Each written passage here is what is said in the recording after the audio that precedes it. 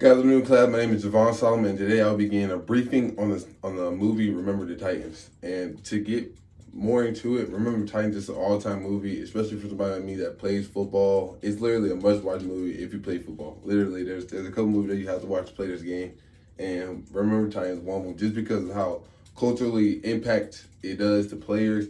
You know, truly, it hits everything you would want in a great team yourself. So to be a leader on Troy's football team, actually take some of this stuff I learned from watching this movie over again through this class, actually putting some of my skills onto the field.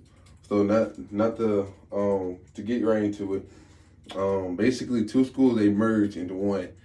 Back when up north, first of all, in Virginia, where they're racially segregated schools already, so they put black and white people all in the same school. And back in those days, that just was a big no go, you know.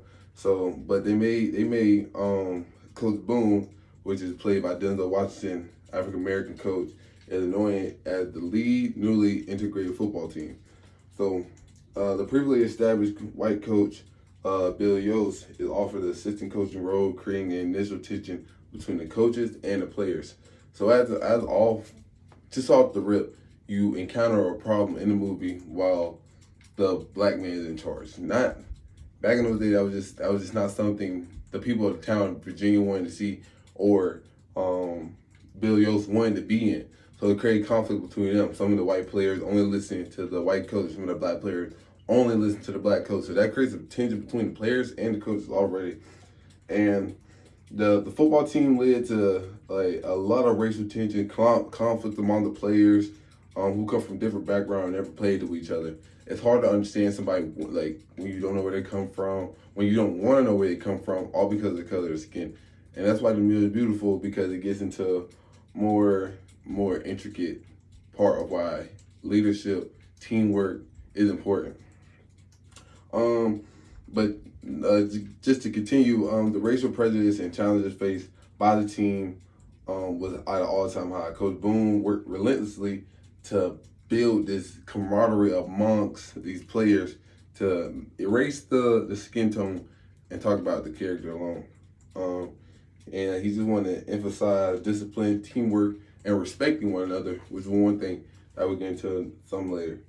As the story keep going, coaches and players confront and overcome racial prejudice. And they're playing in games. They're literally in game. Referees are not giving them calls because they have black and white people on the team. The referee's white. I'm calling the calls for the white guy. It's they're disrespecting Coach Boone by not giving him the respect him as a head coach. Just telling referees are waving him off, telling him, "Hey, shut up! You're not don't." But then that's when Coach Bill Yost steps in his shoes and puts his foot down. And that's where you see things turn for his team when the coach Bill Yost, under a black man, steps up for him while being prejudiced in the midst of a game. So through rigorous training and perseverance, the team bonds, transcending racial barriers, developing a cohesive unit. Coach Boone did not play. He truly wanted these guys to understand that they have to work together in order to be successful. And so he put them through drills, running, bonding techniques, just different type of thing to force. There's nothing that can create a bond better than hardships. When you went through this together, I went through it. We're brothers. It's just that type of thing that helped them most. It showcased the struggles and triumph of a football team as they navigate through racial diversity, just beyond the team, but the town itself. Didn't really like what was going on and how Coach Boone was starting to be successful. It highlighted the importance of teamwork, leadership, and perseverance in overcoming adversities, ultimately leading to the team's success on the field, development, lifelong friendships beyond the field. I think, like in all, if you look at it, there's so much that come from this. You look at they overcome adversity and prejudice. They make unity, friendship. And I think that's something that people had to understand in order to be in that moment. I think as a leader, you need to understand what needs to work, what needs to happen. And Coach Boone recognized that there's a shift in the team, and I have to forge it together. I feel like the biggest thing that overcame all that was leadership and teamwork. One thing that I think that every team needs, you need a leader. Because when you have a leader, the rest follows. It's literally hand to hand. It's as easy as day.